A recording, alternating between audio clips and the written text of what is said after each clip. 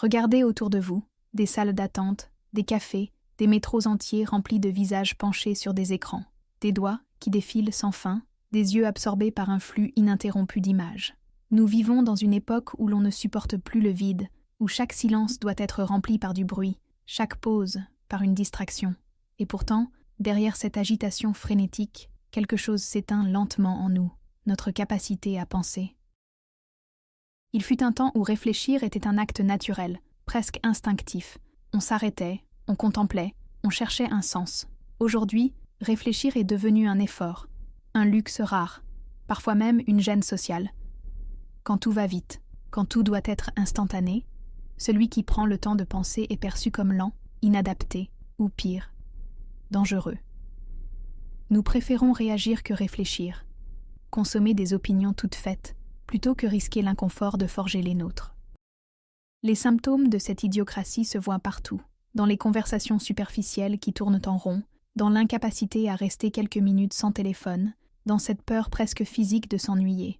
Nous n'écoutons plus pour comprendre, mais pour répondre rapidement. Nous ne lisons plus pour approfondir, mais pour survoler. Même nos émotions sont calibrées pour être rapides, visibles, prêtes à être publiées. L'intériorité a été remplacée par le spectacle. Imaginez cette scène, une famille réunie autour d'une table. Les assiettes sont pleines, les visages illuminés, mais pas par la chaleur des regards. Ceux sont les écrans qui éclairent la pièce. Chacun est là, physiquement présent, mais mentalement ailleurs, perdu dans une multitude de stimulations qui empêchent toute rencontre réelle. Le repas est partagé, mais pas la pensée. Le silence plane, mais il n'est plus fertile. Il est vide, inconfortable, vite interrompu par une notification. Voilà le drame silencieux de notre époque. Nous ne manquons pas d'informations, nous manquons d'attention. Nous ne manquons pas de paroles, nous manquons de pensée.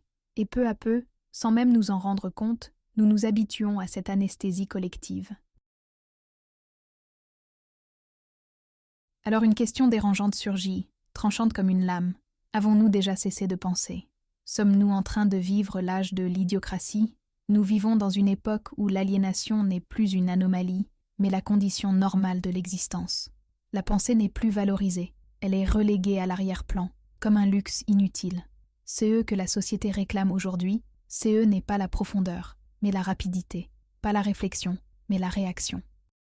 Dans un monde saturé d'écrans, de notifications et d'urgences fabriquées, la véritable rareté n'est pas l'information, mais la capacité à se concentrer, à rester présent à soi-même. Cette anesthésie mentale agit comme une nouvelle norme invisible. Elle ne nous frappe pas brutalement, elle nous endort progressivement. Chaque scroll, chaque vidéo, chaque flash d'actualité nous entraîne un peu plus loin dans un état de veille permanente, mais de conscience éteinte. Nous ne sommes ni éveillés ni endormis, nous sommes maintenus dans un entre-deux, un demi-sommeil intellectuel où l'on réagit à tout, mais où l'on choisit très peu. La société moderne est devenue une société de la vitesse. Tout doit être instantané.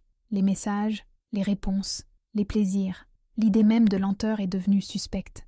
On nous a appris que s'arrêter, réfléchir, méditer, c'est perdre du temps. Ainsi, le rythme effréné du monde impose une équation perverse. Penser devient un obstacle, alors que suivre le flux devient une vertu. Regardez les conversations publiques. Elles ne sont plus construites autour d'arguments ou de nuances, mais autour de slogans, de punchlines, de petites phrases. Les débats se transforment en spectacles, où l'important n'est pas de comprendre, mais de réagir vite, de prendre parti immédiatement. Celui qui hésite, qui nuance, qui réfléchit, passe pour faible. Celui qui simplifie et hurle fort passe pour fort. Voilà la logique de l'idiocratie, le triomphe du bruit sur le sens. La culture numérique n'a fait qu'accélérer ce processus. Les plateformes sociales sont conçues pour favoriser la réactivité plutôt que la réflexion. Ce qui compte, n'est pas la vérité ou la profondeur, mais l'engagement. Clic, like, partage. L'algorithme récompense ceux qui choquent, ceux qui divisent, ceux qui déclenchent une réaction rapide. Peu importe si c'est faux, absurde ou dangereux, ce qui fait réagir survit, ce qui exige du temps disparaît. Nous avons ainsi normalisé un mode de vie où la pensée critique devient marginale. Les gens préfèrent des certitudes simples à des vérités complexes. Ils fuient l'ambiguïté, l'incertitude, le doute, pourtant nécessaires à toute véritable réflexion.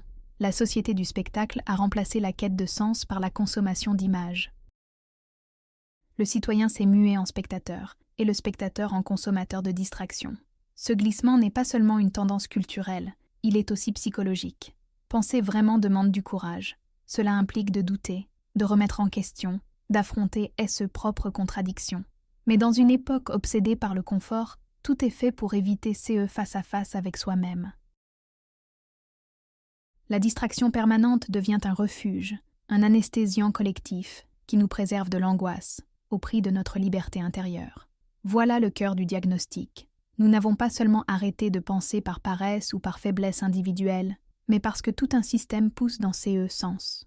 Un système qui récompense la vitesse, la superficialité, la conformité, et qui punit la lenteur, la profondeur et l'originalité. L'idiocratie n'est pas une fatalité biologique, c'est une construction culturelle et sociale. Et ces conditionnements collectifs préparent le terrain aux symptômes personnels que chacun de nous commence à ressentir. Ces signes d'un malaise diffus, d'un vide intérieur, d'une anxiété qui grandit chaque fois que le silence s'installe. L'idiocratie ne se manifeste pas d'abord dans les grandes décisions politiques ou les grandes crises sociales. Elle s'installe dans l'intime, dans les gestes quotidiens, dans les sensations silencieuses que chacun porte en soi. C'est dans la banalité du quotidien que l'on peut observer ces symptômes les plus clairs. Il y a d'abord ces regards absents que nous connaissons tous. Assis dans un bus, dans une chambre, dans une salle d'attente, vous scrollez, le doigt glisse mécaniquement, l'œil capte des images qui s'effacent aussitôt. Vous ne cherchez rien de précis, mais vous ne pouvez pas vous arrêter. Chaque nouvelle image promet un fragment de nouveauté, un instant d'évasion. Pourtant, quand enfin vous posez le téléphone, n'est pas la satisfaction qui reste, mais le vide, comme si votre esprit avait été grignoté morceau par morceau, laissant un arrière-goût d'épuisement. Il y a aussi cette incapacité à supporter le silence. Vous éteignez les écrans, la pièce se calme, et aussitôt surgit une agitation intérieure. Le cœur s'accélère, les pensées se bousculent, une angoisse sourde monte. Comme si le simple fait de se retrouver seul avec soi-même devenait insupportable. Alors vous rallumez une vidéo, une musique, n'importe quoi pour couvrir ce silence qui fait peur. Mais au fond, vous savez que n'est pas le silence qui vous effraie, c'est qu'il révèle. C'est face à face avec vous-même que vous évitez. Un autre symptôme fréquent est la fatigue mentale permanente. Vous vous réveillez déjà fatigué, même après 8 heures de sommeil. Votre corps est lourd, votre esprit saturé. Ce n'est pas une fatigue physique, mais une fatigue d'avoir été sollicité en permanence, bombardé d'images, de messages, d'obligations. Vous essayez de compenser par du café, de la productivité, mais la lassitude revient toujours. Elle se transforme parfois en irritabilité, en impatience avec vos proches, en incapacité à vous concentrer plus de quelques minutes. L'idiocratie se voit aussi dans nos interactions sociales. Nous parlons beaucoup, mais rarement en profondeur. Les conversations se réduisent à des échanges rapides, des phrases toutes faites, des blagues automatiques. On rit, mais souvent sans joie réelle. On se répond, mais sans s'écouter vraiment. Nous préférons la légèreté superficielle à l'effort d'une rencontre authentique. Et quand quelqu'un essaie d'aller plus loin, d'aborder une réflexion sérieuse, on détourne vite la conversation, comme si penser ensemble était devenu un poids insupportable. Enfin, il y a ces sentiments diffus de ne pas être pleinement là. Vous êtes physiquement présent dans une pièce, mais mentalement ailleurs. Les yeux fixent un visage, mais l'esprit vagabonde vers la prochaine notification. Vous parlez, mais vos mots sont creux, dictés plus par l'habitude que par une réelle intention. Cette dissociation devient une habitude. Nous existons à moitié, fragmentés entre 1000 distractions, jamais vraiment ancrés dans le moment présent. C'est qu'il faut comprendre, c'est que ces symptômes ne sont pas des faiblesses individuelles. Ils ne disent pas que vous êtes incapable ou fragile. Ils sont la preuve que vous êtes humain et que vous vivez dans un environnement qui exploite vos vulnérabilités naturelles. Les plateformes, les réseaux, les contenus sont construits pour capter votre attention, pour retenir votre esprit, pour transformer vos désirs en réflexes. Si vous ressentez ce vide, cette fatigue, cette incapacité à supporter le silence, ce n'est pas parce que vous êtes faible, mais parce que vous êtes exposé à un système qui vous conditionne jour après jour. Et c'est précisément ici que réside le danger. À force de vivre ainsi, nous risquons d'oublier qu'une autre manière de vivre est possible. Nous nous habituons à l'idiocratie comme on s'habitue à un bruit de fond permanent. Elle devient la norme, et nous ne remarquons plus à quel point elle nous vole notre liberté intérieure. Et vous, avez-vous déjà ressenti cette fatigue étrange après des heures de scroll? Cette angoisse dans le silence? Cette impression d'être là physiquement, mais absent intérieurement? Écrivez-le dans les commentaires, je veux vraiment lire votre expérience. Les symptômes que nous ressentons individuellement ne surgissent pas du néant. Ils sont les conséquences visibles d'un système invisible, un système qui transforme notre attention, notre pensée et même nos émotions en ressources exploitables. Si nous arrêtons de penser, CE n'est pas seulement par paresse ou par faiblesse, mais parce que tout un monde a été organisé pour nous y pousser. Nous vivons dans CE que certains appellent le marché de l'attention. Ici, votre temps n'est pas un bien neutre, il est la marchandise la plus précieuse. Chaque seconde que vous passez devant un écran est convertie en profit pour ceux qui savent capter votre regard. Les réseaux sociaux, les plateformes vidéo, les applications gratuites n'ont jamais été gratuites. Le prix, c'est vous. Votre concentration, vos émotions, vos désirs sont collectés, mesurés, analysés, puis revendus sous forme de données ou exploités pour prolonger votre présence. Au cœur de ces mécanismes se trouvent les algorithmes. Ils ne cherchent pas à vous informer, ni à vous éduquer, ni à vous élever. Leur objectif est simple, maximiser votre temps de connexion. Pour y parvenir, ils privilégient les contenus qui déclenchent vos réactions les plus instinctives. La peur, la colère, l'indignation, le désir. Chaque fois que vous vous arrêtez sur une vidéo, que vous cliquez sur un titre, que vous partagez un post, l'algorithme apprend un peu mieux à vous séduire, à vous retenir. La conséquence est claire. Ce qui est vrai, complexe, nuancé disparaît. Ce qui est rapide, choquant, superficiel, triomphe. Mais CE n'est pas seulement une question de technologie. Le consumérisme moderne complète cette logique. On vous enseigne que votre valeur réside dans CE que vous achetez, dans CE que vous montrez, dans CE que vous affichez. On vous promet que le bonheur est à portée de clic, dans le prochain achat, dans le prochain like. Mais CE bonheur ne vient jamais, et c'est voulu. Le système ne fonctionne que si vous restez insatisfait, si vous cherchez toujours plus. Le vide que vous ressentez n'est pas une erreur, c'est un carburant. À cela s'ajoute la logique du productivisme. Depuis des générations, nous avons appris que nous devons être utiles, efficaces, performants. Même nos loisirs doivent servir à recharger nos batteries pour mieux retourner au travail. Nous ne regardons plus un film pour savourer un moment, mais pour décompresser. Nous ne marchons plus pour le plaisir, mais pour faire du sport. Le système transforme tout en rendement et la pensée ne produit rien de mesurable. Alors elle devient inutile. Ce conditionnement collectif a une conséquence dramatique. Il banalise l'idiocratie. Penser par soi-même devient suspect, inconfortable, inefficace. Réfléchir demande du temps, et le temps est devenu une ressource rare, accaparée par des distractions sans fin.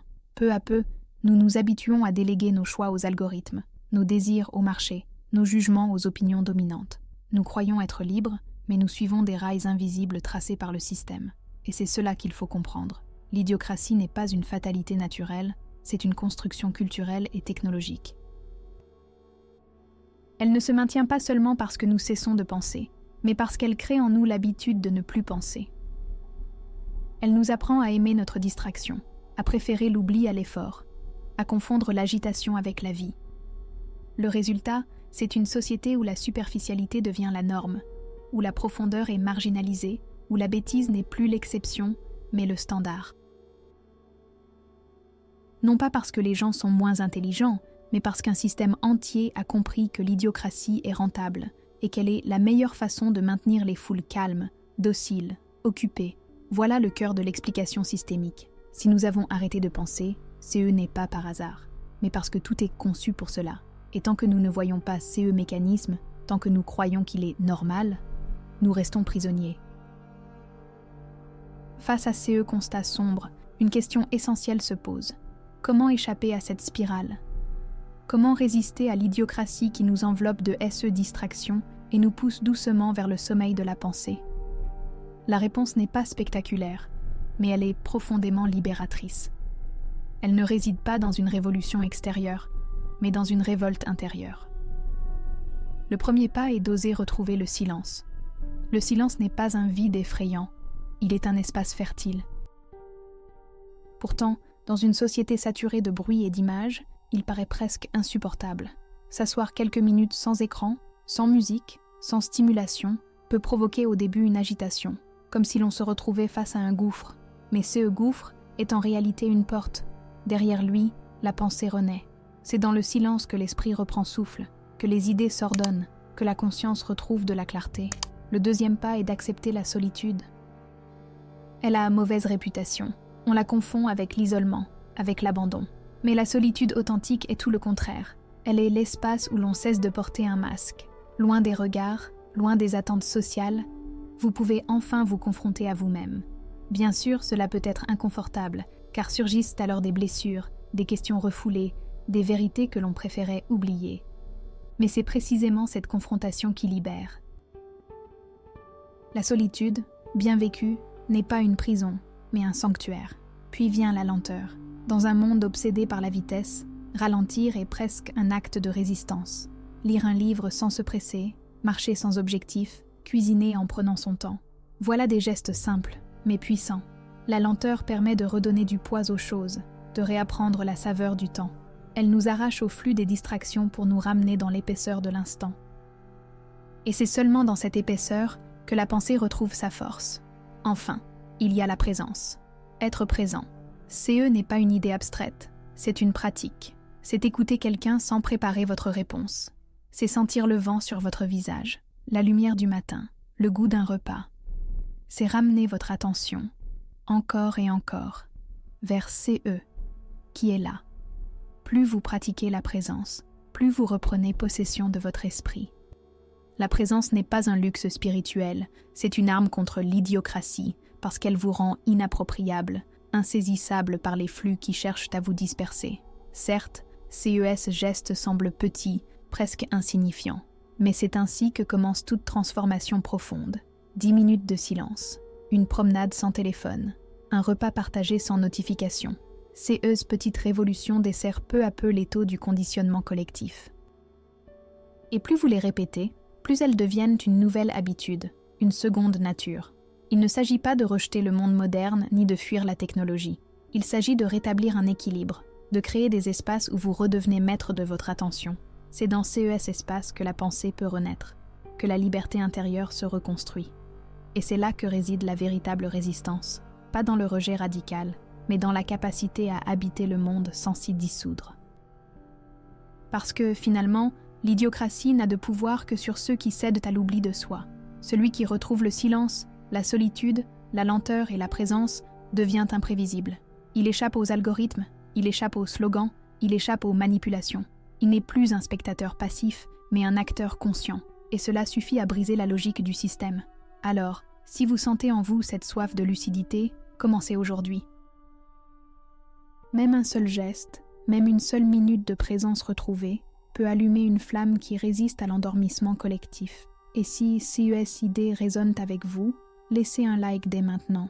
C'est une façon simple de soutenir CE Travail et de dire que vous aussi, vous choisissez de reprendre possession de votre attention. Ne pas changer, c'est accepter un prix silencieux, mais immense.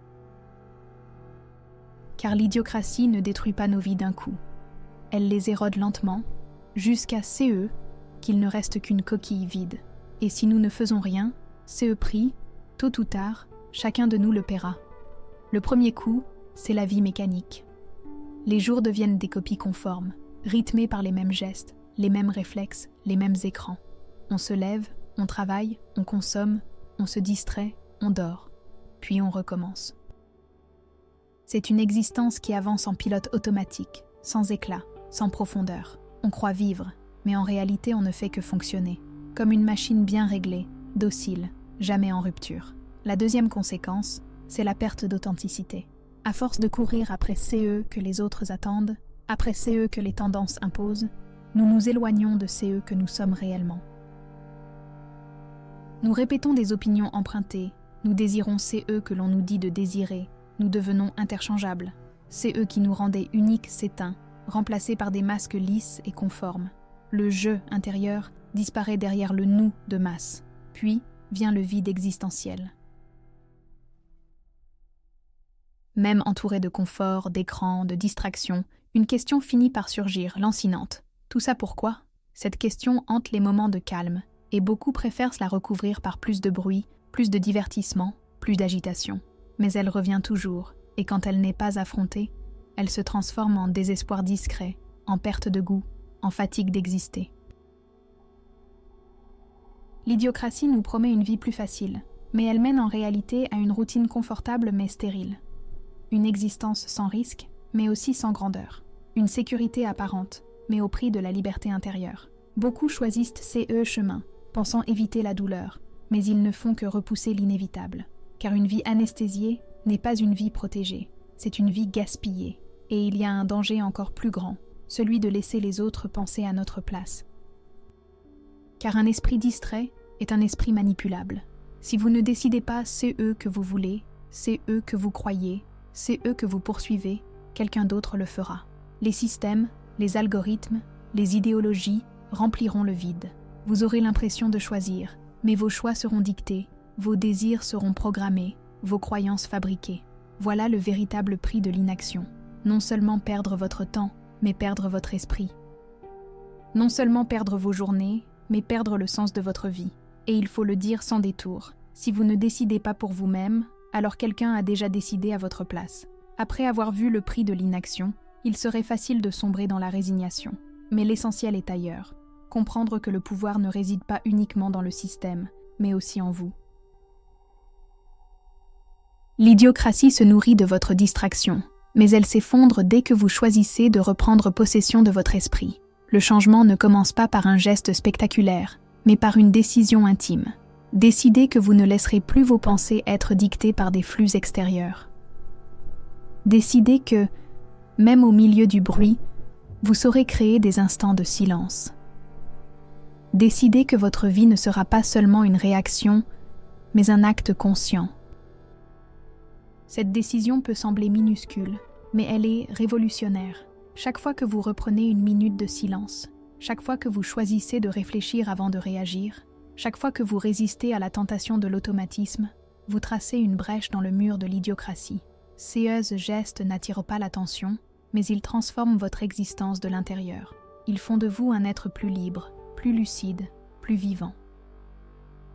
Ne croyez pas que la liberté intérieure soit réservée à quelques sages retirés du monde. Elle est accessible à chacun, ici et maintenant. Elle commence par un pas. Dire non à l'endormissement collectif, dire oui à la vigilance, à la conscience, à la pensée. Et plus vous faites ce choix, plus il devient naturel. N'oubliez jamais, le premier pas de la liberté n'est pas de crier contre le monde. Le premier pas de la liberté, c'est de vous dire à vous-même « Je m'éveille ». Le silence ressemble à une nuit profonde. Beaucoup le fuient, croyant qu'il cache le vide. Mais en vérité, c'est dans cette nuit que renaît la lumière. Car le silence n'est pas absence, il est espace. Et dans cet espace, une flamme peut s'allumer, la flamme de la pensée, la flamme de la conscience. L'idiocratie prospère quand nous acceptons le bruit comme normalité, quand nous confondons agitation et vie. Elle s'installe quand nous oublions de questionner, quand nous renonçons à la lenteur, quand nous acceptons de vivre anesthésiés. Mais une autre voie existe. Elle commence dans un souffle, dans une décision intime, celle de se réveiller. Nous avons parcouru ensemble ces dilemmes. D'un côté, une société malade qui récompense la distraction et la superficialité.